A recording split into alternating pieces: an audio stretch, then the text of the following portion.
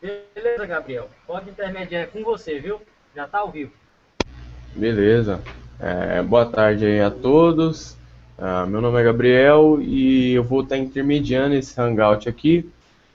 Agora eu vou dar a oportunidade para cada um se apresentar, falar de onde você fala, falar o seu nome e qual a posição que você irá defender nesse Hangout referente ao tema. Começando aí pelo Natanael. Beleza, pessoal? Aí, boa tarde aí a todos. Tem muitas pessoas que já estão assistindo esse Hangout aí. Quero mandar um abraço aí para o Daltão, que já está acompanhando também. Ao Ítard, ao Fábio Elias, que também mandei o link aí para ele. E a todo o pessoal aí do Facebook que estará acompanhando. O pessoal também lá da página Calvinismo e também lá da página Larminianismo. Que você possa, nesse Hangout aí, tirar algumas conclusões, algumas dúvidas. Meu nome é Natanael, o pessoal já me conhece, o Hangout é no meu canal, e a posição, sou aqui Coelho Neto, no Maranhão, e a posição que eu vou estar defendendo é uma probabilidade, eu vou defender aqui uma probabilidade de quem pregou os espíritos em prisão, tá aí o tema aí para todos assistirem, e a probabilidade que eu vou defender não é uma verdade absoluta, mas uma probabilidade de que possivelmente tenha sido Enoque quem pregou aos espíritos em prisão. Essa vai ser a posição que eu vou estar colocando aqui. Beleza. Agora vamos passar a palavra aí para o José. José, pode se apresentar aí para o pessoal.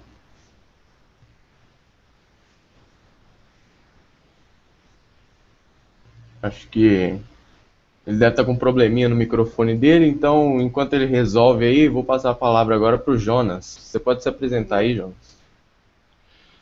Olá, quero dar uma boa tarde a todos. A minha saudação é extensiva a todos os nossos colegas internautas que estarão acompanhando esse Hangout, ao vivo e os que estarão acompanhando depois pelo YouTube. A posição que eu vou defender da carta de 1 Pedro 3, versículo 18 em diante, é que quem pregou aos espíritos em prisão foi Jesus Cristo durante os 3 dias em que seu corpo esteve na sepultura. Eu vou defender que Jesus foi lá no Tártaro e fez uma pregação aos espíritos em prisão. E no decorrer do Hangout, eu vou estar fundamentando essa teoria aí. Mas a princípio eu defendo que foi Jesus. Beleza, beleza. José, você conseguiu arrumar aí? Tá me ouvindo? Tá.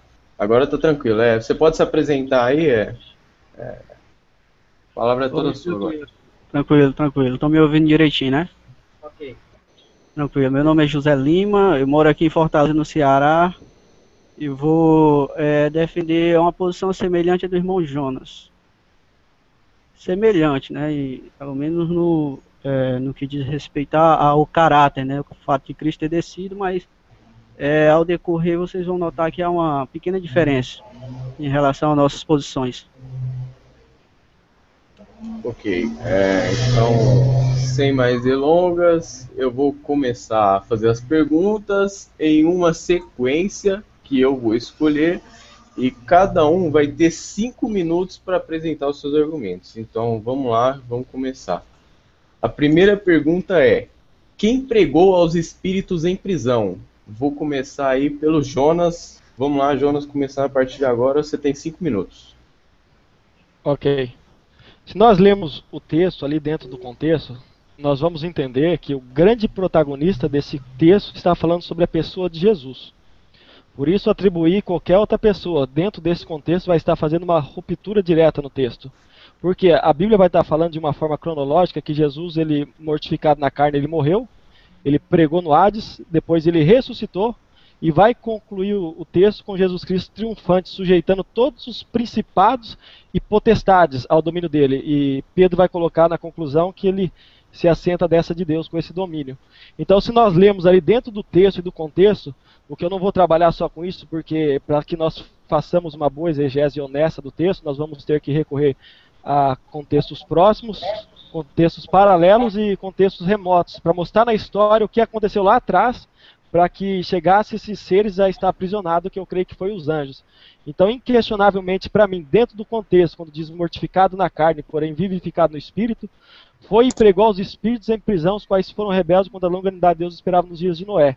Então, Jesus Cristo está pregando aos espíritos em prisão, que viveram num tempo pré-diluviano, e que por alguma razão eles estão presos ali no Tártaro e Jesus, após a sua morte, ele foi fazer a sua pregação ali para eles. Boa. Agora eu vou passar a palavra aí pro José e pode começar, José. Opa, a minha posição é a mesma, né? Eu acredito que quem pregou foi Jesus Cristo, até mesmo porque o contexto ali está bem claro, né? O verso 18 fala da morte de Cristo na cruz do Calvário, e o verso 19 fala da sua descida ao Hades, né? Então eu acredito fielmente que foi a pessoa do nosso Senhor Jesus Cristo que pregou aos mesmos. No decorrer do Hangout, a gente vai explanar, detalhar mais sobre esse assunto. Muito bem aí.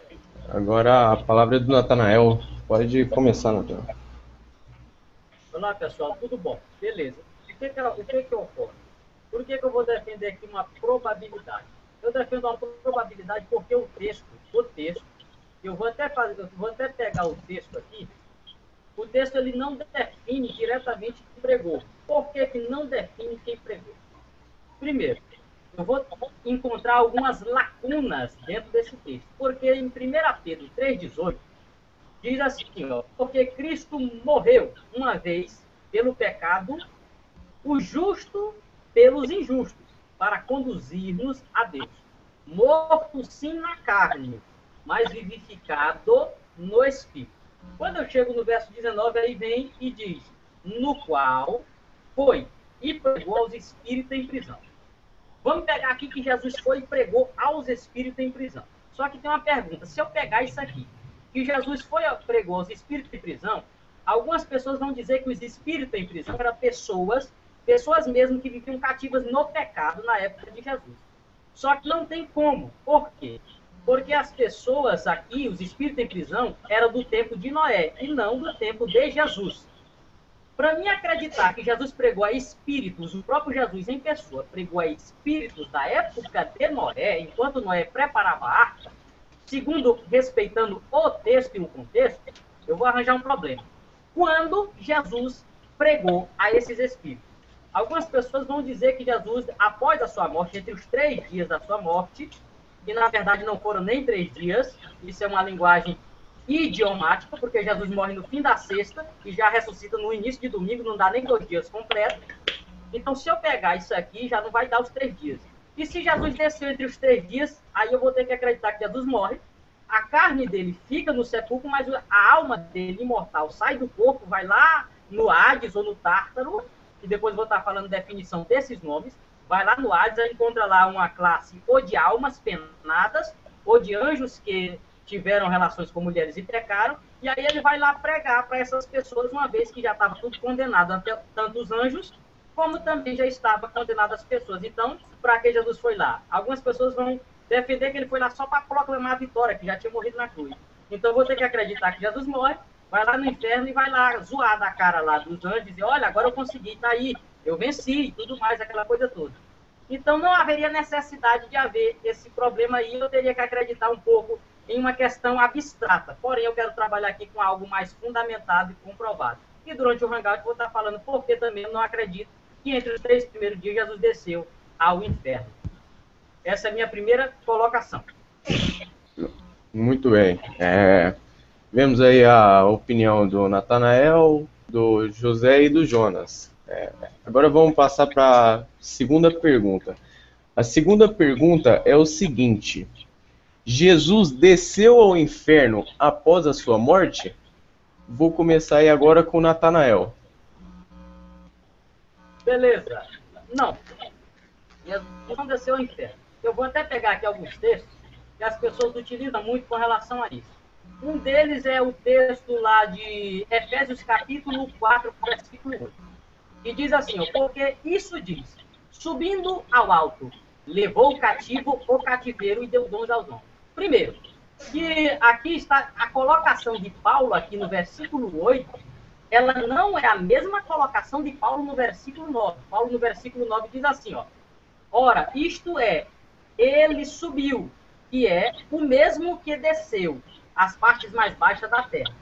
Primeiro, que esse subiu aqui do versículo 8, Paulo está fazendo aqui o Midrash, porque se você chegar no capítulo 68, de Provérbios, de Salmos, diz assim, ó: tu subiste ao alto, levaste cativo o cativeiro, recebeste dons para os homens, não é receber, dar-te dons aos homens, não é dar, é receber, porque lá em Efésios diz que deu dons aos homens, lá em Salmo, mesmo a citação diz que ele recebe dons para os homens e não dá, ele recebe, até para os rebeldes. Olha só o que diz o Salmo 68.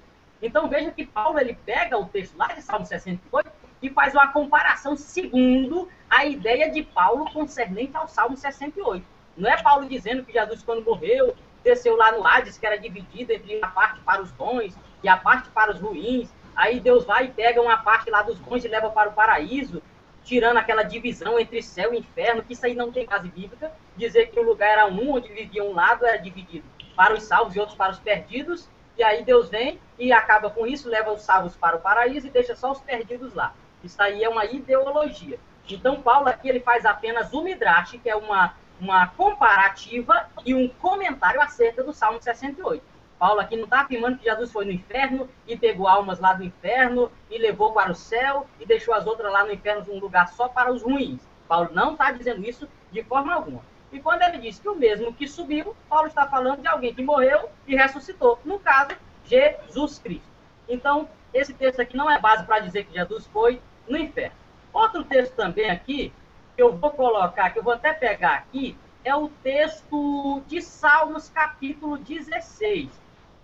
Salmos 16, se eu não me engano, é esse aqui mesmo. Onde fala que ele também vai lá ao Hades, na Septuaginta, ainda tem mais esse problema. Diz assim, ó: pois não deixarás a minha alma no inferno, nem permitirás que o teu santo veja a corrupção. Aí vem aqui a palavra toda aqui, o versículo que é Kilugutá, Azob, Napsilicio Rolô, Kirten Hashiahakia, Litiboshahat.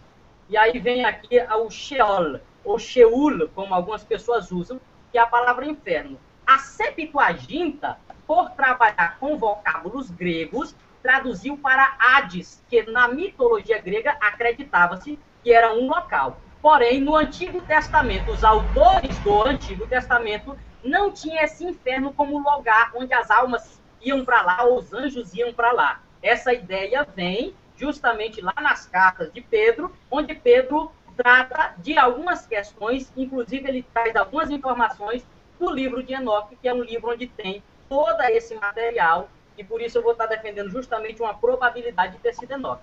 Porém, esse texto aqui, quando você chega lá em Atos, capítulo 2, 27, diz a mesma expressão: não deixarás o teu servo no Hades. Por quê? Porque o autor de Atos, capítulo 2, 27, também faz um midrash com relação a Salmos, capítulo 16. Mas esse salmo aqui não está falando de Jesus que foi no inferno ou coisa parecida. Esse salmo aqui é um escrito, o autor é anônimo, e ele está falando de uma situação de morte. Tanto é que ele diz: cordéis da morte me cercaram e a angústia do inferno se apoderaram de mim. Ele não está tratando de uma alma imortal que foi lá no inferno e tal, e era Jesus ou coisa parecida. Isso aqui não é profético. É poético, e nós chamamos isso no hebraico de paralelismo sintético, que seria uma poesia hebraica, típico do hebraico, ou paralelismo sinônimo, como alguns hebraístas chamam. Então, nenhum desses textos, nem Salmo 16:10, nem Efésios 4:8, comprova que Jesus, após sua morte, foi no inferno e pregou para alguém ou coisa parecida. Essa é a minha resposta, fundamentada nas gramáticas e fundamentada nos textos comparativos. Ok, dentro aí dos 5 minutos. Muito bem, agora eu vou passar a palavra aí para o José. Então, José, Jesus desceu ao inferno após a sua morte? Pode começar. Sim, desceu sim.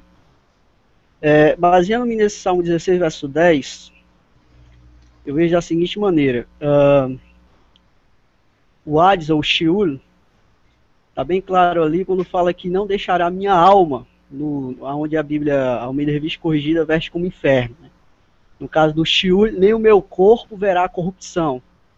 E o próprio Pedro dá a autenticidade daquele salmo para a pessoa de Davi. Né? Ele repete aquele salmo também no capítulo 2 de Atos, falando: não deixará a minha alma no inferno, no Hades, e não deixará de seus corrupção na sepultura e alma no Hades. A questão também de 1 Pedro 3,19, né? Natanael tirou um pressuposto que, claro, ali poderia estar se tratando da pessoa de Enoque. Só que o texto não faz menção de Enoque, eu acho que nem mesmo o original faz menção de Enoque, e nenhuma tradução, né? Parece que há uma só tradução, que se não me engano, a tradução inglesa de Moffat, que ele veste como Enoque. Mas ali já é baseado em um pressuposto da crítica textual. Mas, tipo assim, porque existe ali uma preposição, um pronome relativo e uma conjunção. Como os manuscritos antigos, eles não tinham separações entre pontos nem vírgulas, e as palavras eram escritas juntas umas das outras. Ali alguns tiraram um pressuposto que pode ter sido um erro da parte do escriba, né? Porque a palavra Enoque no grego tem a letra Qi no final, e não a letra Kappa, nem alfa, nem iota, né? Mas as mesmas expressões, a mesma expressão, aliás, em Rokai é usada em Atos 7:20, em Efésios 1:11, versículo 13 também 2 vezes, e é usada em 1 Coríntios 15:1. E nenhuma faz alusão à pessoa de Enoque. Ali realmente o texto do capítulo 3, verso 18 e 19 ali, de 1 Pedro, realmente está tratando da pessoa de Cristo. Eu concordo com o Natanael quando ele fala que essa expressão, essa mesma que eu citei, em Rokai, ela pode não estar necessariamente fazendo referência a Jesus Cristo. Eu concordo em parte. Realmente ela pode não estar necessariamente fazendo referência a Jesus Cristo. Mas isso aí é algo que eu vou explanar mais adiante no Hangout. Eu não quero depositar nada agora de uma hora para outra. Mas essa é a minha posição, que ele desceu ao inferno e pregou. Sim, muito bem. Antes de passar a palavra para o Jonas, eu queria pedir para, quando você não estiver com a palavra, você trancasse o seu microfone, porque algumas pessoas ficam dando retorno aí e pode acabar atrapalhando um pouco. Então eu vou passar a palavra para o Jonas agora, vai ficar o Josué, o Natanael e eu com o microfone travado. Então, a palavra é toda sua aí, ô Jonas, pode começar. Ok. Eu defendo e não tenho nenhuma sombra de dúvida de que Jesus Cristo desceu até o inferno.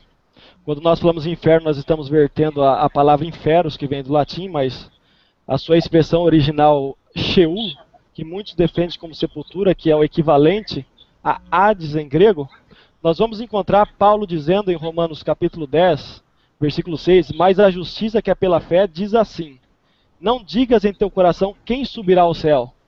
Isto é trazer a Cristo do alto. Ou quem descerá ao abismo. Isso é tornar a trazer a Cristo dentre os mortos. Essa expressão abismo, se nós formos voltar na antiga aliança, quando Deus cria na narração de Gênesis ali no versículo 2, nós vamos encontrar que após a queda de um ser angelical, para quem acredita nessa teoria do intervalo, que eu sou um dos que acredita nela, vai estar dizendo que após a queda desse ser, a terra se encontrou sem forma, vazio, com trevas sobre a face do abismo. Uma vez que Paulo diz que é tornar a trazer Cristo dentro do abismo, nós vamos dizer que abismo que é esse? É a pergunta que surge. Quando Jesus Cristo ele chega diante de um endemoniado de Gadara, que Jesus pergunta qual é o seu nome, ele diz: meu nome é Legião porque somos muitos. Essa narração que está em Lucas capítulo 8, se eu não me engano, 8:31, aqueles demônios eles rogaram para que Jesus não lançasse ele no abismo. Agora, por que esses demônios tinham medo de ser lançado no abismo? E que abismo é esse? Se nós pegarmos em Apocalipse 20, que vai estar tratando o mesmo termo desse abismo, onde os demônios são presos, a Bíblia fala que veio um anjo com a chave do abismo na mão para prender o diabo e pôr selo sobre ele. Então, esse abismo, no qual Paulo fala que Jesus desceu lá, se é situado na região do inferno. Se nós encontrarmos a narração que Jesus fala sobre o homem rico, que após a sua morte ele foi levado ao Hades e aquele mendigo chamado Lázaro pelos anjos ao seio de Abraão, ali Jesus vai dizer que há um abismo intransponível entre eles. E esse abismo é exatamente o lugar que Jesus desce para tratar com esses anjos. Porque esse abismo é o Tártaro no grego, que é o lugar, segundo a mitologia, que os titãs estão presos. Agora, quando nós estamos falando da visão do cristianismo, quando Paulo foi pregar para os gregos a respeito do evangelho, Paulo teve que usar palavras terminológicas de maneira que eles pudessem entender o que Paulo estava querendo dizer. Então, quando Paulo usou a palavra Tarto, todos os gregos sabiam que Paulo estava falando sobre deuses ou de anjos que estavam presos naquele lugar. Então, vamos colocar aqui, ó. Primeiro, se nós pegarmos dentro do contexto próximo, o capítulo 4, versículo 6, Pedro vai dizer que por isso o evangelho foi pregado também aos mortos. Quando nós falamos da palavra evangelho, nós estamos falando das boas novas da salvação. Agora, como que o evangelho seria pregado aos mortos? Aqueles que defendem que mortos ali seriam mortos em pecados, vai ter um grande problema teológico e gramatical. Por quê? A palavra não está dizendo que foi pregada aos mortos, mas também aos mortos. Essa expressão também dá a entender que foi pregada aos vivos, esses vivos sim seriam mortos em pecado, e também aos mortos seriam os mortos na carne. E quando Jesus Cristo ele desceu nessas partes baixas, que ele ressuscita em condição glorificada, dizendo: fui morto, mas estou vivo para todo sempre, tem as chaves da morte e do Hades, ou seja, ele tem a chave do mundo dos mortos. Quando ele desceu lá e trouxe as boas novas da salvação a Abraão, Isaac, Jacó, Daniel, os profetas e patriarcas da velha aliança, Jesus Cristo anunciou para eles que ele venceu a morte. Então ele pôde ressuscitar todas aquelas pessoas que estavam presas no cativeiro, que é aí onde Efésios 4 vai dizer que Jesus desceu às partes mais baixas da terra e subiu acima de todos os céus, fazendo um contraste de céu e inferno ali. E ele ressuscita esses santos do Velho Testamento. E nós vamos encontrar em Mateus 24 também, por exemplo, que após a ressurreição de Jesus Cristo, muitos corpos dos santos que estavam foram abertos e eles ressuscitaram e foram vistos por muitos. Então não tenho dúvida de que Jesus Cristo desceu em um lugar chamado Mundo dos Mortos, que nós conhecemos como Inferno.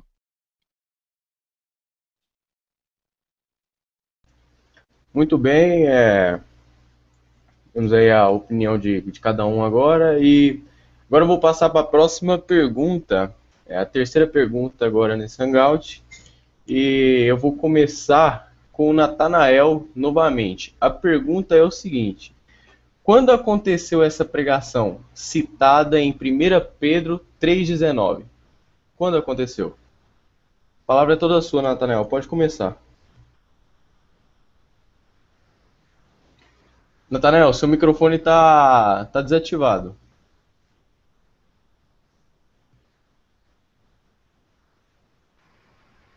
Ok, tá ouvindo agora? Sim. Ah, beleza. Vou pegar aqui o texto aqui, para me pegar o contexto. Primeiro, essa pregação, se eu pegar ela aqui, eu vou pegar agora o texto do Hangout, para me mostrar para vocês um detalhe aqui. 1 Pedro, capítulo 3, versículo 20. O versículo 20 ele vai determinar para a gente quando foi essa pregação, porque diz no qual foi e pregou os espíritos em prisão. Primeiro que o texto de 1 Pedro não diz a data da pregação. Não diz se foi quando Jesus estava vivo, não diz se foi depois da morte, não diz se foi antes dele nascer, não diz. Foi dia tal, em momento tal. Fala que esses espíritos no qual ele foi e pregou esses espíritos, eram do tempo de Noé. E que esses espíritos foram espíritos rebeldes quando Noé fazia a arca. O que dá a entender de que essa mensagem, se eu for pegar o contexto, o único, dentro do texto em português, já eu vou falar aqui com relação ao grego, uma crítica aqui do versículo 19. Mas se eu pegar o texto em português, fazendo a hermenêutica no português, o único raciocínio que eu vou pegar, o único lógico, mais lógico ainda não é o certo. O mais lógico é que quem pregou foi Noé, que pregou a esses espíritos, e que Noé pregou no Espírito de Cristo. Tanto é que no versículo 18 diz assim, olha o que diz o versículo 18, mas morto na carne, mas vivificado pelo Espírito. O que dá a entender de que a pregação foi em Espírito.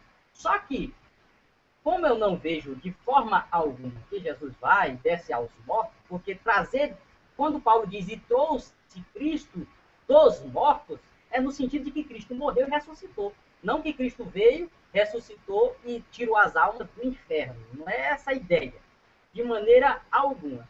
Primeiro que as palavras que aparecem como a palavra inferno, no Antigo Testamento já definia a palavra Sheol, que era uma sepultura, não era um lugar onde ia almas ou anjos. A palavra que aparece com essa ideia de que existe anjo em um lugar é a palavra Tártaros. Só que a palavra Tártaros, ela foi extraída justamente do livro de Enoque. E aí, para mim acreditar que o Tártaro é um lugar real, onde os anjos estão lá, então eu vou ter que acreditar que a história que Enoque conta no livro de Enoque também é real. Porque a história do livro de Enoque é que conta os detalhes sobre esse Tártaro. E daqui a pouco eu vou estar mostrando para vocês a crítica de Pedro, como Pedro extrai essa ideia do livro de Enoque, e onde está escrito no livro de Enoque que Enoque prega aos espíritos em prisão. Porém, não se define aqui no texto o tempo em que pregou. O único raciocínio que eu vou ter é que foi no tempo de Noé, a pregação foi em Noé e no espírito de Noé, se eu pegar em português. Agora, se eu for fazer a crítica textual, é diferente, porque a crítica textual, ela não está preocupada com o contexto, com o que o contexto diz. Crítica textual se preocupa com vocábulos, com manuscritos e datações.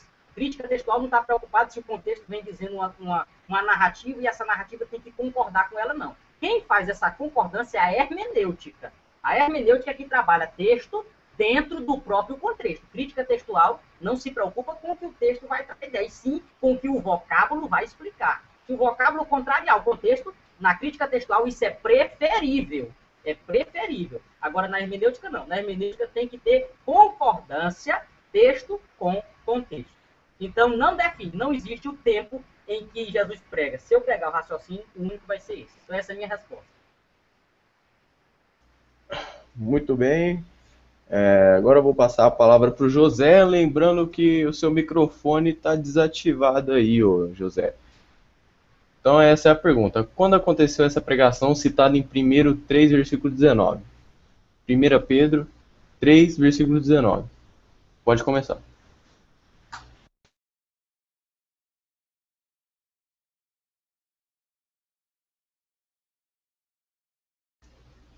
José, tá com algum probleminha no microfone aí?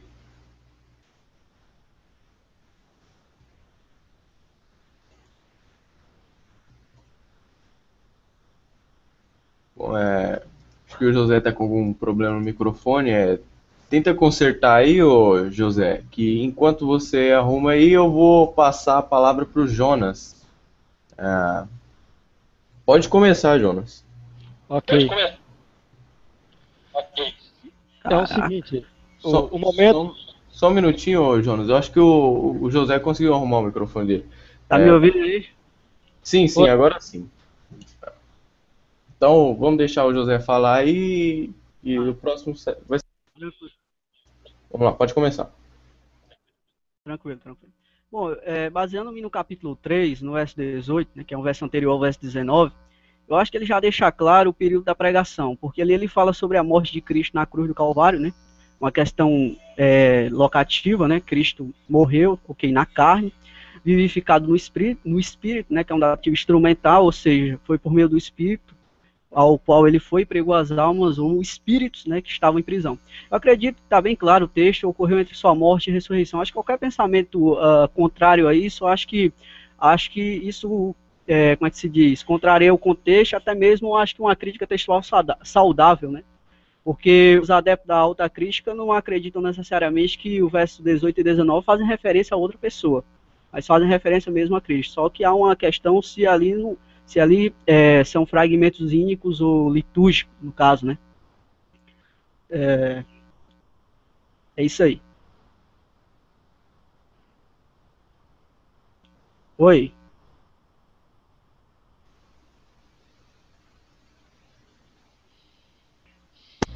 Beleza, José, você acabou aí o seu... Tranquilo. Tranquilo? Agora eu vou passar a palavra aí pro Jonas. Jonas, pode começar. Ok, o tempo em que Jesus pregou, se nós lermos ali o texto dentro do contexto, primeiro vamos colocar assim, a crítica textual ela não analisa isso. A crítica textual ela vai analisar a questão gramatical. Mas na questão gramatical não existe um manuscrito que vai trazer o nome Enoque. Todos os manuscritos estão unânimes em trazer a expressão "e no qual foi".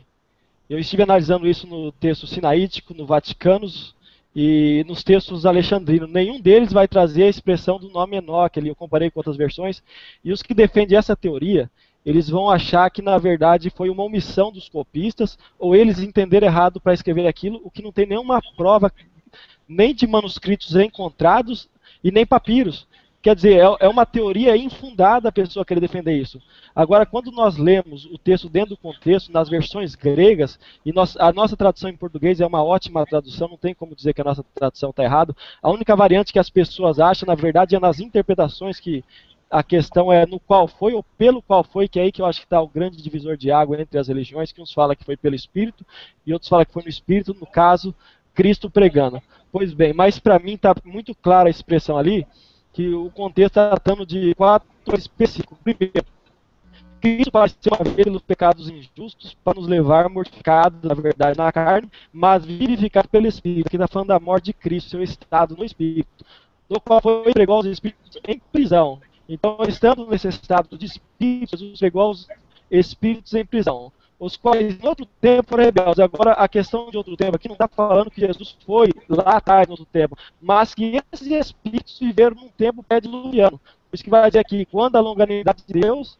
esperava nos dias de Noé, enquanto se preparava a arca, na qual poucas, isto é, 8 almas se salvaram pela água, que também como uma verdadeira figura vos salva, conclusão desse versículo 21, pela ressurreição de Jesus Cristo. Então vai estar falando da sua morte, vai estar falando do seu estado na morte, vai estar falando no versículo 21 da sua ressurreição, e o 22 vai estar falando da sua ascensão ao céu, o qual está à destra de Deus, tendo subido ao céu, havendo-lhe sujeitado os anjos e as autoridades e as potências.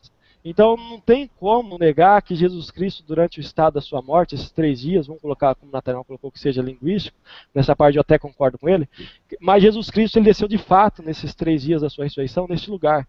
Por isso que eu volto a repetir, se nós pegarmos 1 Pedro capítulo 4, fazendo menção dos vivos e dos mortos, dizendo que Jesus Cristo vai julgar eles, Pedro vai dizer, por isso também o evangelho foi pregado aos mortos, ou seja, anunciou o evangelho da salvação aos mortos.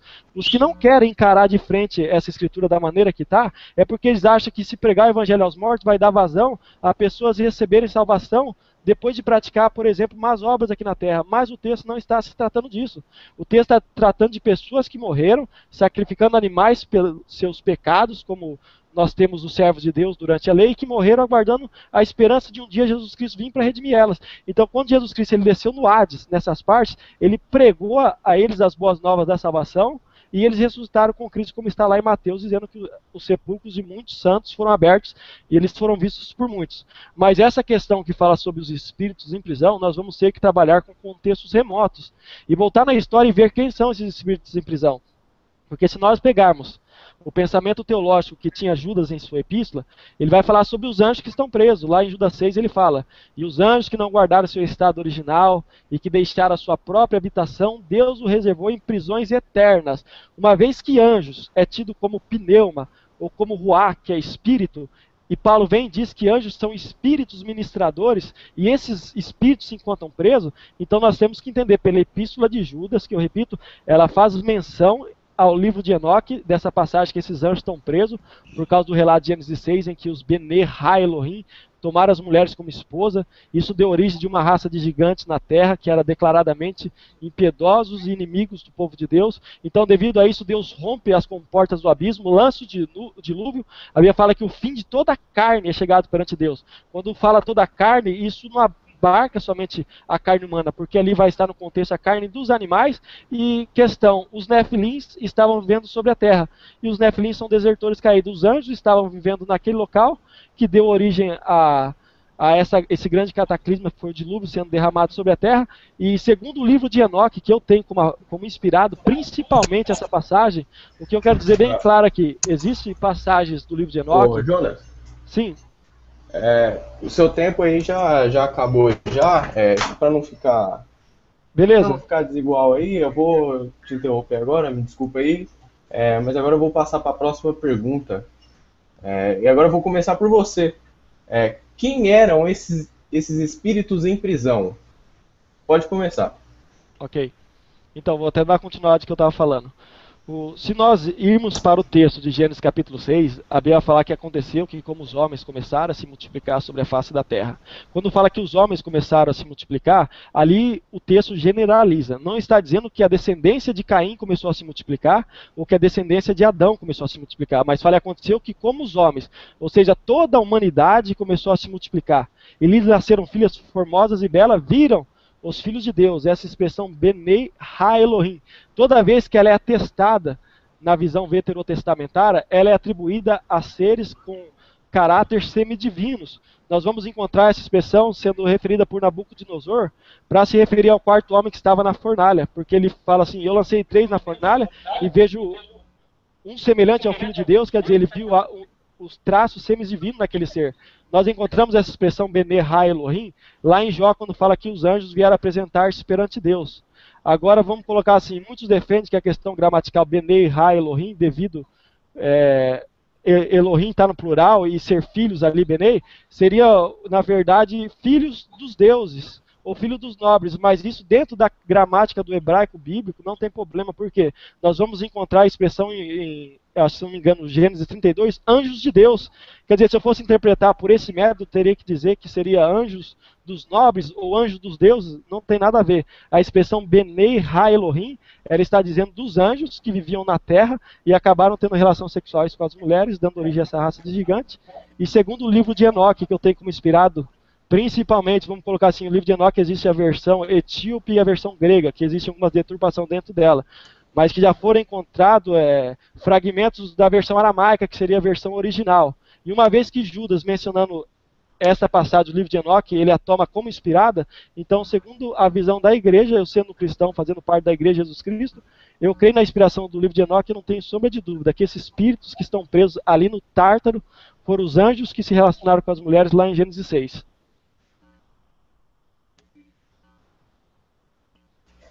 Muito bem, aí agora eu vou passar a palavra aí pro José.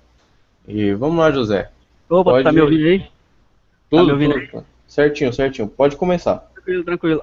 Ali pelo contexto, pelo que eu vejo ali, aqueles espíritos se tratam dos antediluvianos. Eles foram rebeldes, ou seja, incrédulos quanto à mensagem de Noé, e por essa causa, né, foi o motivo pelo qual os levou a estar naquele local ali, o Hades, né?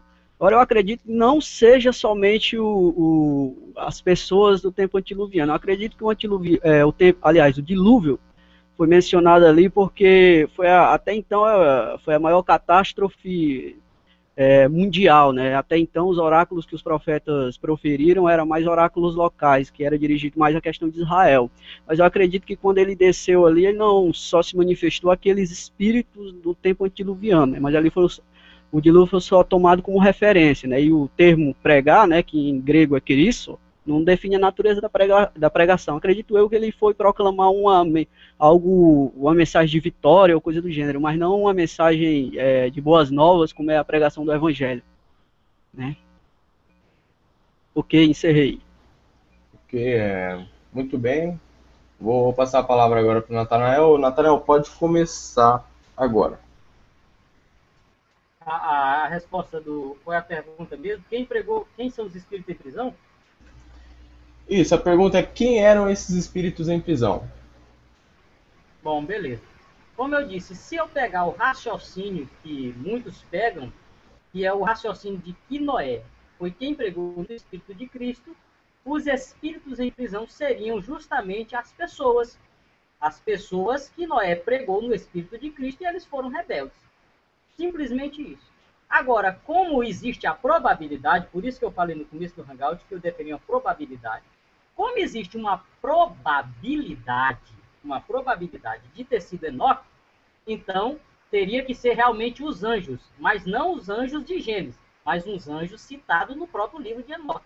E eu tenho todos os capítulos que Enoque vai, desce lá o Tártaro e prega lá, proclama lá para esses anjos. Porque Pedro tirou essa informação do livro de Enoque.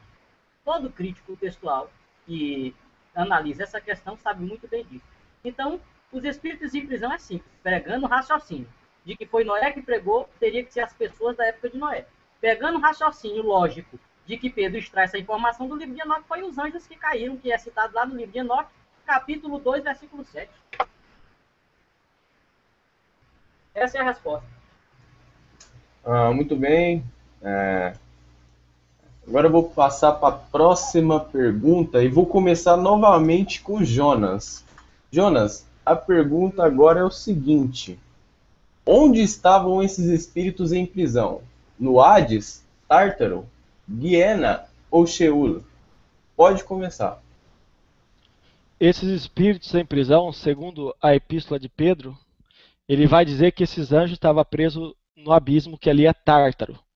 Por quê? Nós temos que fazer a separação porque Jesus Cristo ele fez. Quando Jesus Cristo ele vai falar sobre o rico e Lázaro, ele diz que aquele homem rico ele morreu e foi para o Hades, enquanto que Lázaro, um homem que servia a Deus, ele foi levado pelos anjos ao seio de Abraão.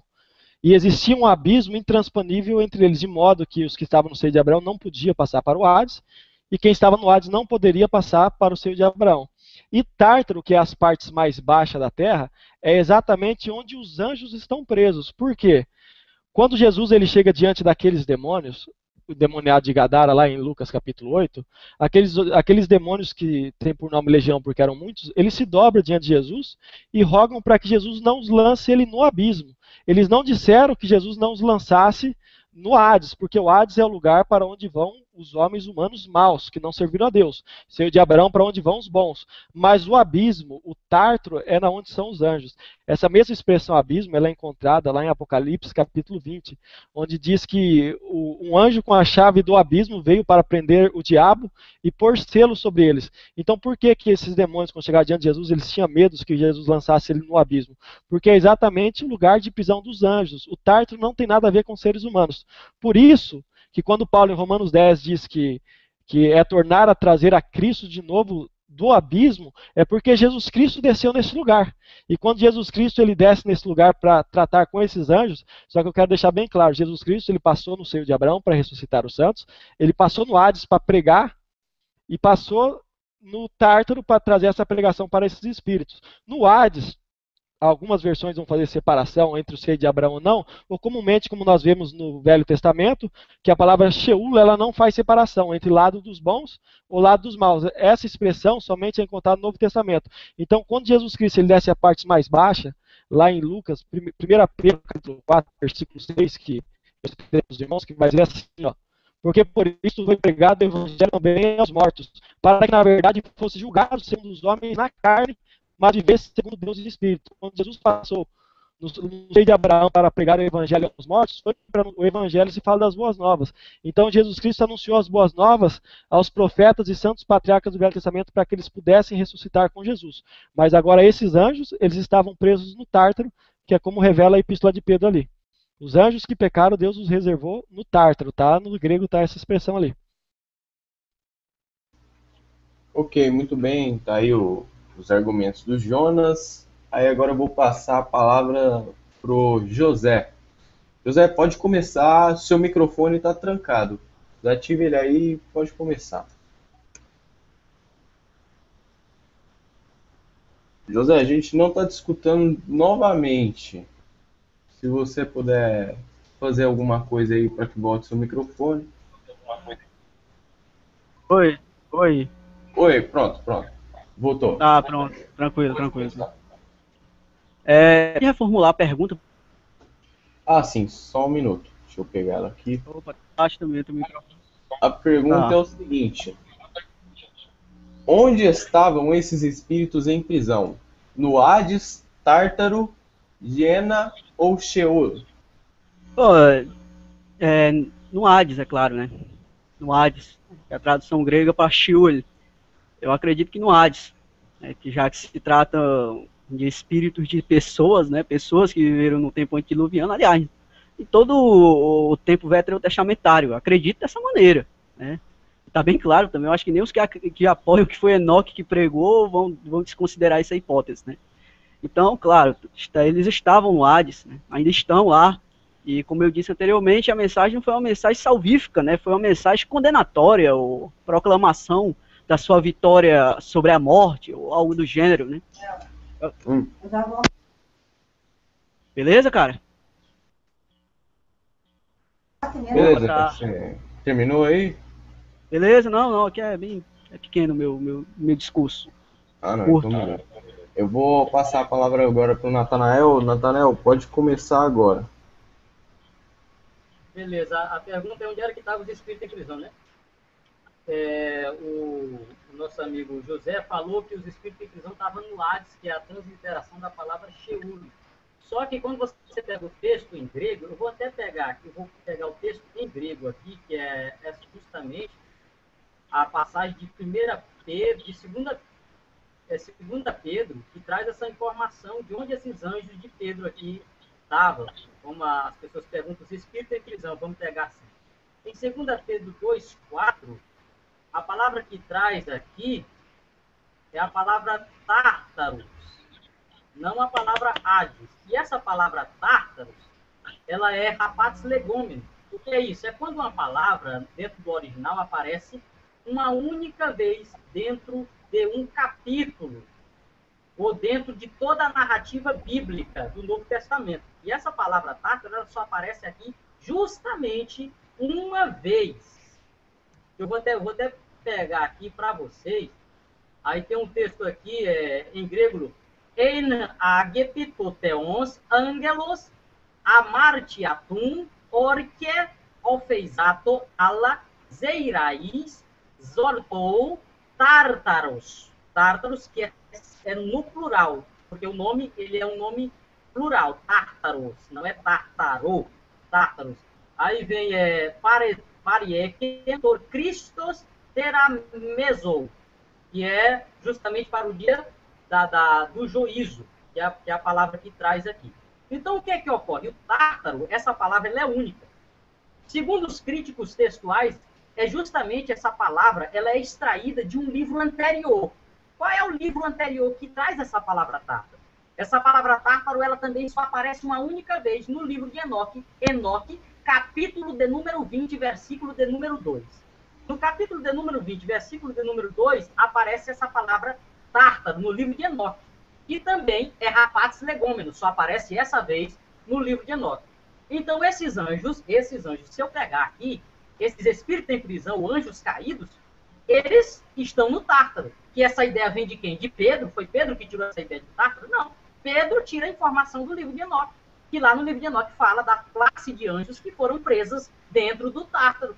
Então, não tem nada a ver com uma questão revelatória, e sim com um fundamento que Pedro tira do livro de Enoque, que seria uma mitologia enoquiana. Nada mais do que isso. Então, os anjos aí, ou os espíritos, estavam presos no Tártaro. E quem conhece essa ideia de Tártaro é Enoque.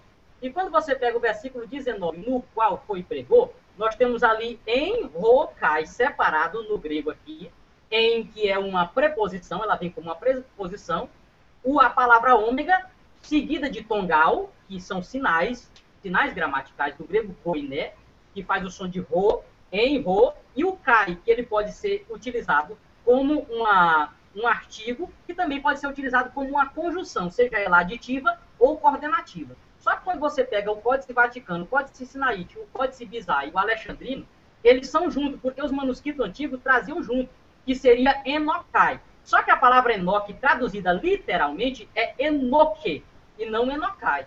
Porém, os críticos textuais, eles defendem, a boa parte, não todos, defendem a junção dos três vocábulos como uma segunda declinação do livro de Enoque.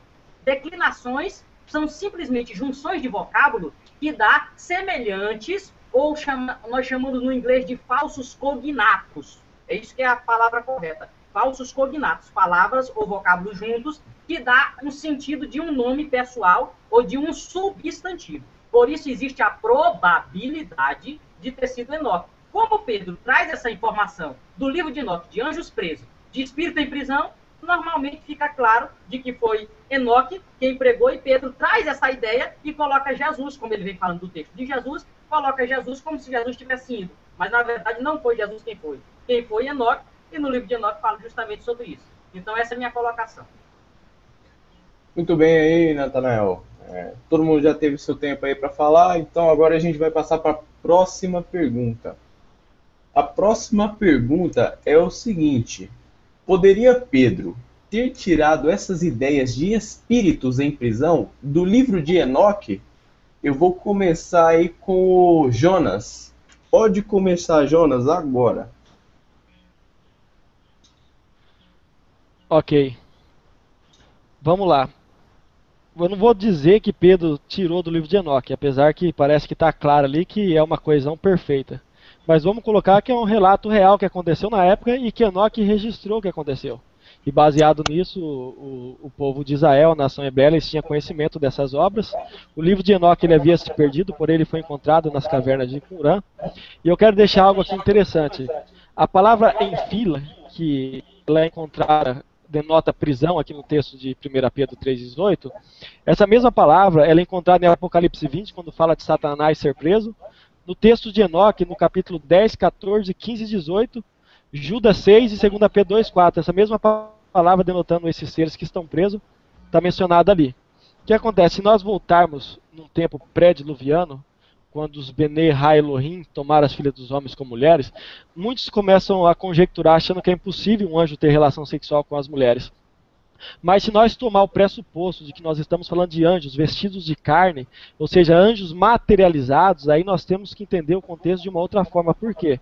Nós vamos encontrar que parece que era comum os anjos se vestirem de carne naquele tempo. Há quem diga que esses anjos que tomaram as mulheres são os querubins que faziam a guarda do Jardim do Éden. Eu particularmente não acredito nessa teoria, mas é uma teoria, eu acho que deve ser estudada, mas algo de fato que nós temos que ver. Quando aqueles três seres chegaram diante de Abraão, a Bíblia fala que aqueles anjos não estavam em espírito. Por quê? Primeiro, aqueles anjos descansaram à sombra dos carvalhais de Manre, do calor do sol. Anjo não precisa disso. Abraão lavou os pés dele e aqueles anjos comeram uma vitela com Abraão. Então, obviamente, aqueles anjos estavam num corpo de carne materializado. Depois, 2 daqueles anjos que estavam com Abraão, eles desceram para Sodoma e Gomorra, e quando eles foram lá resgatar Ló e a sua família, a Bíblia diz que os moradores daquela cidade quiseram ter relações sexuais com eles, ao ponto de Ló querer dar uma de suas filhas que era virgem, mas eles queriam ter relação sexual com os anjos. Então, se o desejo sexual pôde fazer a carne do homem desejar ter relação sexual com eles, isto prova por si só que é possível um anjo ter relações sexuais com mulheres, uma vez que o anjo está materializado em um corpo de carne.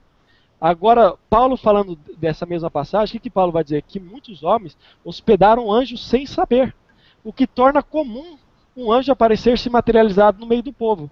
Mas depois que Santo Agostinho começou a fazer algumas teorias, querendo defender a linhagem piedosa de Sete e a linhagem de Caim que se rebelou contra Deus, então essa teoria parece que começou a ser esquecida. Porém, essas obras de homens anjos se relacionar com mulheres, ela é encontrada em obras do Targum, como o Targum de Jonathan. Então, para mim, irmãos, não resta dúvida quanto a isso, que esses espíritos que estão ali são anjos que foram presos no Tártaro, que Jesus foi lá fazer uma pregação no sentido do quê? Porque aqueles anjos, eles estavam no corpo de carne e eles caíram à tentação e se relacionaram com as mulheres. Jesus, fazendo parte do céu, ele desceu como homem na terra e ele conseguiu vencer todas as paixões na carne. Então Jesus foi lá pregar para eles e mostrar que era possível eles ter vencido o desejo sexual sem ter se contaminado com o pecado. Então Jesus foi trazer uma pregação de testemunho que eles estão presos lá e que eles serão destruídos em lago de fogo. E o que torna essa questão mais interessante é que se nós lermos o livro de Apocalipse, nós vamos encontrar que um anjo é dado a ordem para que ele solte os 4 anjos que estão presos junto ao grande rio Eufrates. E essa questão de anjo preso, ela só é encontrada anteriormente no livro de Enoque, entendeu? Então, a pergunta é se foi tirado o livro de Enoque. Eu acredito na possibilidade que sim. Muito bem, Jonas. Agora eu vou passar a palavra para o Josué. Lembrando que essa é a última pergunta do Hangout. Então, pode começar aí, José. A palavra é toda sua. Tranquilo, né? Tá me ouvindo aí? Sim, sim. Ah, tranquilo. O nosso amigo Natanael, ele fez menção, se eu não me engano, do capítulo 2, versículo 4 de 2 Pedro, né? Onde fala da palavra tártaro. Acredito que ele é uma questão conceitual, né? Se ele acredita que os espíritos em prisão são os anjos, então eles estavam no Tártaro. Se eu acredito que são pessoas, elas não podem estar no Tártaro. Mas bem, ele falou também, ele fez menção sobre a questão da crítica textual em torno dessa expressão, em Rukai. Mas eu tenho o argumento aqui de alguns grandes eruditos da alta crítica, né? Eu vou posteriormente passar as referências, para não ficar somente minhas palavras, mas eu tenho um argumento primariamente do Dr. Philippe Villauer, que é uma grande autoridade na crítica histórica, que nós chamamos de alta crítica, né? Ele usa argumento primeiramente de Cumann e de Bultmann, né? Em torno de 1 Pedro, capítulo 3, verso 18 ao verso 22. Né? Olha o que acontece. Cumann, né, atribuiu ao autor a breve instrução batismal dos versos 20 e 21, né? No caso, o verso 20 e 21 trata ali de uma questão batismal, sem a qual a peça da tradição trataria da morte de Cristo, né? No verso 18, do descenso, ou da descida de Cristo ao Hades. No verso 19, da ressurreição, no verso 21, e da ascensão e da cessio ad dexteram. Naturalmente, ainda não se consegue um texto liso depois de retirar dos versos 20 e 21. Né? Um texto direto. Mas bem, já Bultmann, ele sendo um cético, né, ele argumenta totalmente contrário à questão de Cumann, né? ele tentou construir a peça da tradição com base nos versos 18, 22, capítulo 1 e verso 20 de 1 Pedro. Aí ele já considera uma confissão, né? E por isso a completa com a introdução correspondente, no caso, que é Pisteu eston kyrion ieson Christon. Né? Agora, as fortes intervenções de Bultmann no texto provocam protestos, né? Mas também novas tentativas de reconstrução. Digna de consideração é a tentativa de Weinstein, que trata o texto de modo bem mais conservador. Atribui ao autor muito mais e reduz o original hipotético a poucas linhas. Né? Aí Philippe Villiers completa com o seguinte: como quer que se reconstrua o original, o seu estilo ele é um canto, né? Ainda que contenha temas que aparecem no segundo artigo do credo. Em concepções parecidas, as de Filipenses 2,6 e 1 Timóteo 3,16, o canto descreve o caminho de Cristo na sequência cronológica de suas estações. E põe a ênfase na exaltação e no domínio sobre os poderes, como está lá no verso 22. Eu estou usando o argumento do Dr. Philippe Villiers. Depois eu passo para vocês. Agora eu vou usar o argumento de um gramático, Dr. Daniel Wallace, para não ficar somente minhas palavras. Muito bem aí, José. Agora a última pessoa aí a dar sua opinião sobre essa pergunta é o Nathanael. Eu ainda não tinha completado, mas já terminou o meu tempo, foi? Não. Você pode falar aí, você ainda tem mais 1 minuto, se você quiser continuar aí. Caramba, não sei se vai dar tempo, mas enfim, né? O Dr. Philippe Villiers, ele argumenta da seguinte maneira, ó, sobre a expressão enrukai, que no caso é uma preposição, pronome relativo no modo conjuntivo, e uma conjunção, né? Da forma conjuntiva, aliás. Ele fala o seguinte: frequentemente é objetado que o Espírito Santo não pode estar em vista, porque os dois datativos, no caso sarque e pneumate, né? Carne e espírito, né, deveriam então ter força sintática diferente. No caso, sarque ele está no datativo de esfera e pneumate está no datativo de meio, né, porque é o instrumento pelo qual Jesus Cristo usou para pregar os espíritos em prisão. Mas se 1 Pedro for um fragmento ínico ou litúrgico, esse não pode ser uma objeção por causa da licença poética. A poesia está repleta de exemplos de licença gramatical e léxica. Aí o que acontece? Esse não é menor que o uso das mesmas categorias morfossintáticas, em linhas paralelas, com sentido diferente. Aí ele pega e dá 1 Timóteo 3,16 como referência, como também fez Philippe Villiers. E só mais um ponto, Roger Omerson, em sua obra Variantes Textuais do Novo Testamento, ele fala o seguinte, aqui em 1 Pedro, capítulo 3. 1 Pedro, capítulo 3, verso 18. Esse é o argumento do Dr. Roger Omerson. Na 27ª edição de Nestle Aland, esses 2 versículos aparecem em forma poética, refletindo a interpretação que vê nesse texto material cristão tradicional, que tanto poderia ser um hino cristão primitivo como uma confissão de fé. Ou seja, é mais fácil ser uma confissão de fé, Pedro ter extraído isso de um hino cristológico, do que ter extraído isso dentro do livro de Enoque. Isso diz os eruditos e gramáticos. Né? Eu encerro aqui. Muito bem, ficou dentro do tempo. Muito bem. Vou passar agora a palavra para o Nathanael, a última pessoa a falar, e a última pergunta. E depois disso ainda tem mais umas colocações para fazer, então vamos lá, Nathanael. Pode começar agora. Mas só reformula bem a pergunta para mim. Ah, sim. Deixa eu pegar aqui. A pergunta é: poderia Pedro ter tirado essa ideia de espíritos em prisão do livro de Enoque? Beleza. A resposta é sim. E não só Pedro, mas Judas também tira várias informações do livro de Enoque. Inclusive, 2 Pedro 2,4, os anjos que estão presos no Tártaro, é informação do livro de Enoque. Capítulo 20, versículo 2. O livro de Judas, a carta de Judas, também tira informações do livro de Enoque. A questão dos anjos caídos lá, que deixaram seu principado, está no capítulo 2, versículo 7 do livro de Enoque. E também a questão de Jesus voltando lá de Enoque para isso, que ele vem com as nuvens e seus milhares de santos, também está no capítulo 1, versículo 14 do livro de Enoque. Então, Judas e Pedro tiram várias informações que está no conteúdo de Judas e de Pedro, são extraídos, sim, do livro de Enoque. Com relação a Enoque pregando aos espíritos em prisão, eu vou pegar agora o livro de Enoque. Primeiro, no livro de Enoque, capítulo 20, versículo 2 em diante, fala do Tártaro onde os anjos estão presos. Esses anjos são em classe. Um deles é o chefe, que é chamado de Chamael, segundo o livro de Enoque. Aí vem Chamaiezer, Chamaiazar e Azael. E todos eles terminam com a questão do nome hebraico, El, ou El, porque a gente chama El no aportuguesado, mas na verdade é El. É que nem o nome Daniel, não é Daniel, no hebraico é Daniel. Alguns usam a expressão, a força fonológica, Daniel, mas na verdade não é Daniel. Então o que acontece? No livro de Enoque, no capítulo 20 fala do Tártaro. Aí quando você chega no capítulo 22, Enoque é levado em espírito, Enoque é levado em espírito ao Tártaro. Quando ele chega no Tártaro, ele encontra divisões. E ele encontra 4 seções num lugar chamado Hades. Olha só de onde é que eu vou chegar. A primeira seção se está no capítulo 22, versículos 5 ao 7. Essa seção, segundo o livro de Enoque, era uma seção onde ficava só os justos. Segunda seção está no capítulo 22, versículo 8 ao 9, onde diz que era pessoas justas que foram perseguidas. Terceiro lugar, a terceira seção é chamado de Dimbo. Enoque, capítulo 22, versículo 10 aos 11, onde diz que as pessoas que se enforcavam ou se matavam iam para esse lugar. Quarta seção, livro de Enoque, capítulo 22, versículo 12 ao versículo 13. É chamado também de Guerrinon, que é um termo utilizado também pelos egípcios.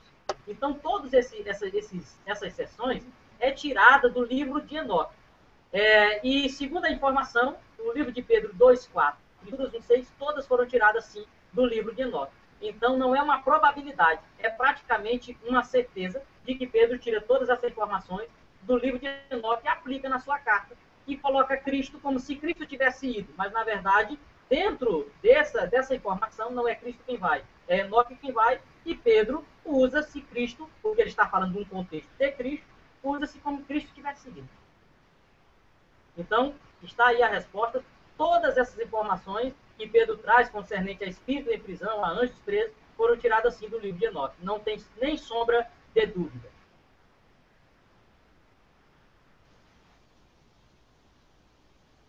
Você já encerrou aí, ô Natanael? Tudo certo?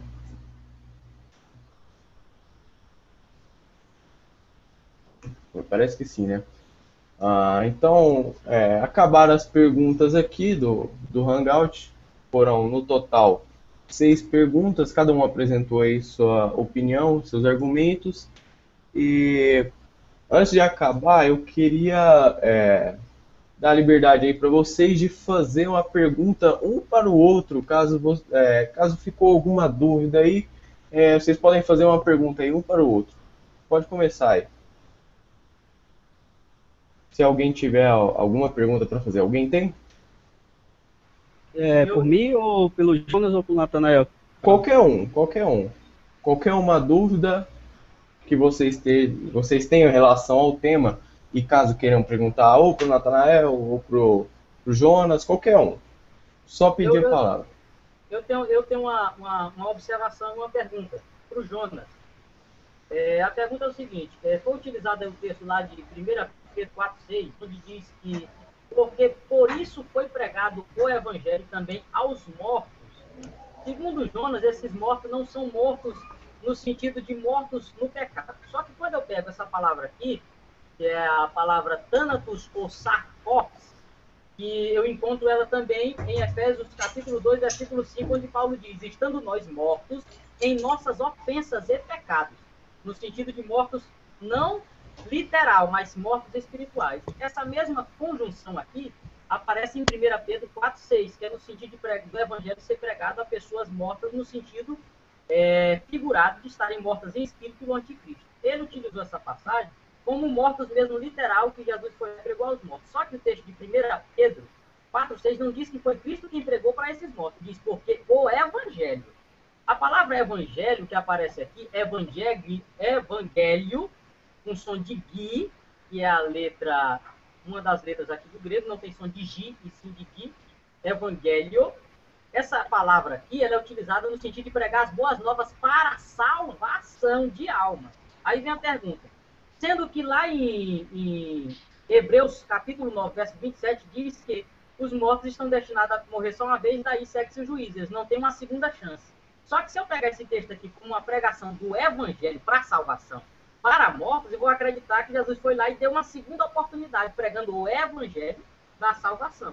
Porque, segundo Jonas, esse evangelho aqui foi pregado aos mortos, que Jesus foi lá e pregou a esses mortos. Aí vem a pergunta, como explicar esse contraste com Hebreus? Ok.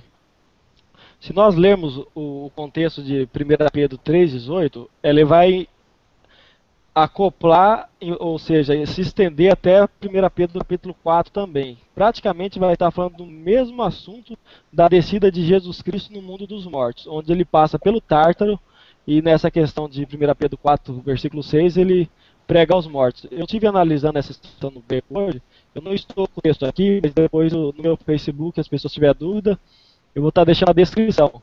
A tradução nós temos da nossa Bíblia perfeitamente, você pode comparar ela na versão de Jerusalém, na versão da Bíblia judaica completa, que eu tenho aqui, todas elas vão estar trazendo essa expressão. Dentro do contexto aqui, o versículo 5 vai dizer assim, ó, os quais hão de dar conta ao que está preparado para julgar os vivos e os mortos. Então, o texto aqui vai estar falando sobre os vivos e os mortos. Aí no contexto, que Pedro vai falar assim, porque por isso foi pregado o evangelho também aos mortos.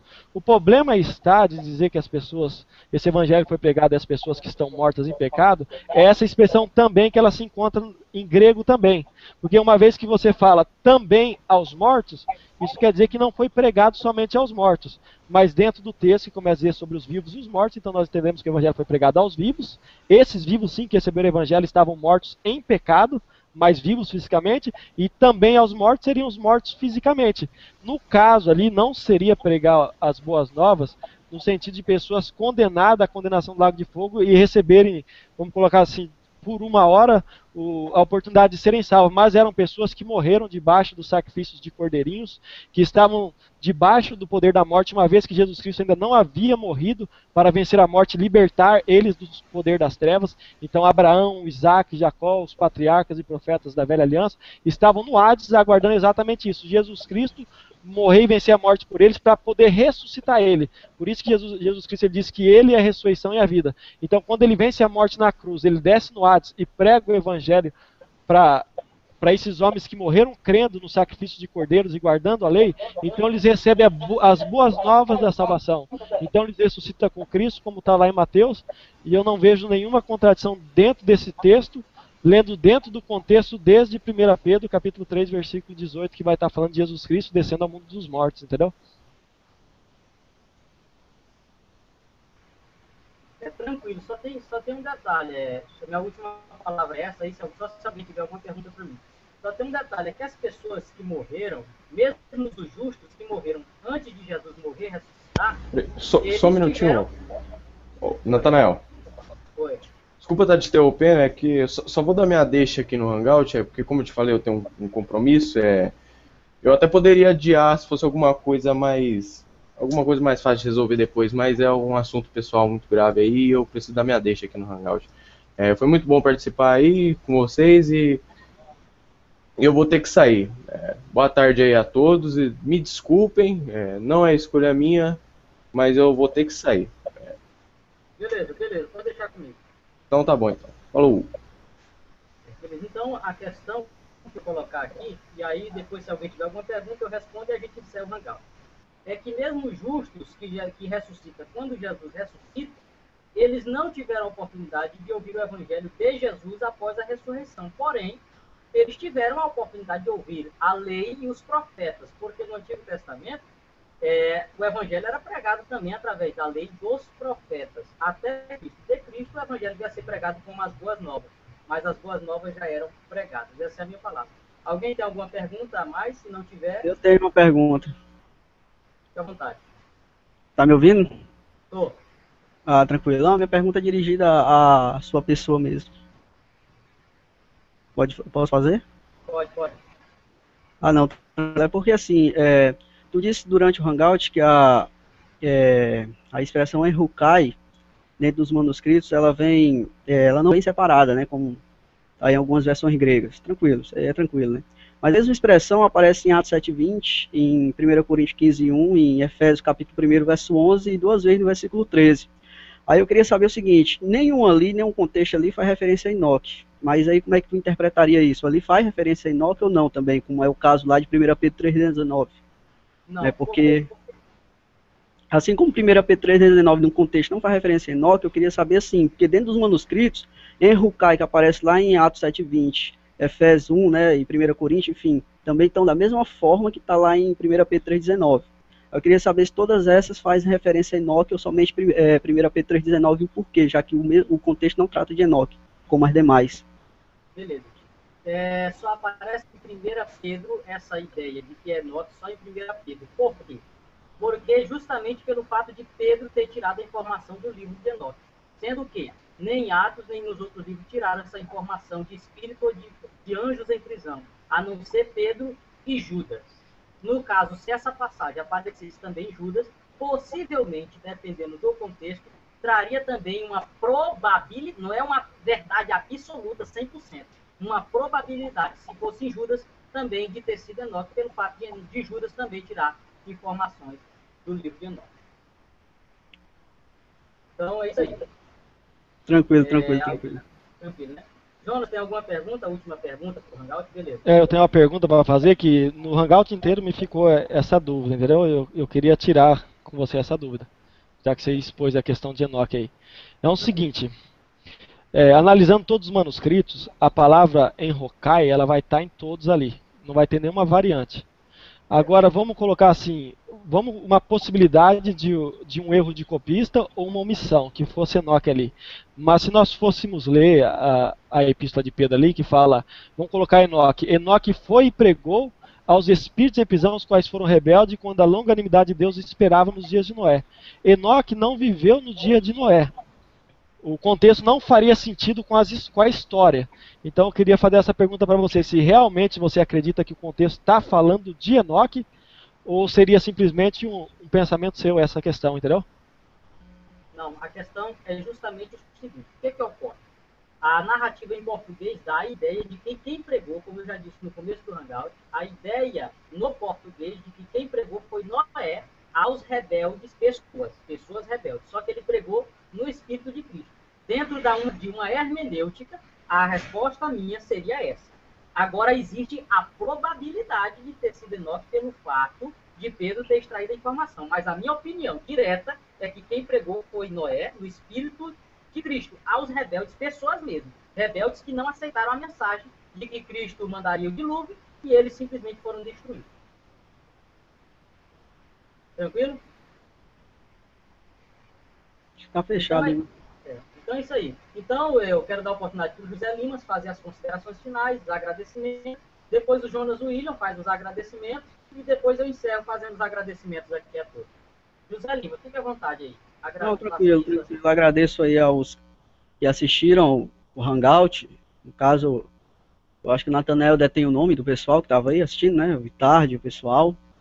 E quando houver outros Hangouts, se eu for convidado, com certeza eu estarei presente, opinando, conversando, dialogando, que tem um crescimento não só no sentido intelectual, mas espiritual também, que é muito bom a gente conversar, dialogar sobre esses assuntos. É algo muito enriquecedor e nós aprendemos, né? Eu não sou nenhum conhecedor de grego, nem de crítica textual, nem de nada, mas esse Hangout nos, como é que se diz, nos induz a estudarmos, a examinarmos, e realmente isso é muito interessante. É muito interessante. Pois é. Já encerrei.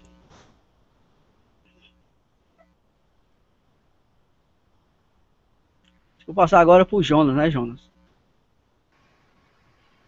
Eu quero fazer minhas considerações finais, eu quero agradecer os participantes, o irmão Nathanael, agradecer ele principalmente pelo convite que ele me fez, o irmão José Lima, e quero dizer que eu achei o Hangout muito enobrecedor, eu cresci muito aqui, eu fui surpreendido com algumas perguntas que eu acho que eu não esperava essa posição dos participantes, mas que eu achei que todos defenderam muito bem aquilo que eles acreditam. E eu quero dar um obrigado a todos os nossos amigos internautas que estiveram acompanhando esse Hangout e dizer que foi um prazer poder estar participando desse debate juntamente com vocês. É isso aí. Então, valeu aí. Beleza, pessoal. Também quero agradecer aí, mandar um abraço para todos os amigos aí, o Luca Baiano, o nosso amigo Dalton, mandar aí um abraço aí para o Ita, que também acompanhou esse Hangout. Ao pessoal todo que assistiu, um forte abraço. Quero agradecer ao José Lima, que também esteve aqui com a gente no Hangout. Agradecer ao Gabriel, que teve que sair já perto do fim, por questões superiores. Porém, agradecer muito bem aí a intermediação dele nesse Hangout. Agradecer ao Jonas William aí, nosso querido amigo que sempre está aí presente aí em boa parte dos nossos Hangouts, trazendo aí uma ideia e também informações para a nossa aprendizagem. Então, um abraço a todos aí, foi um prazer estar com vocês aí. Que Deus abençoe a todos. Até a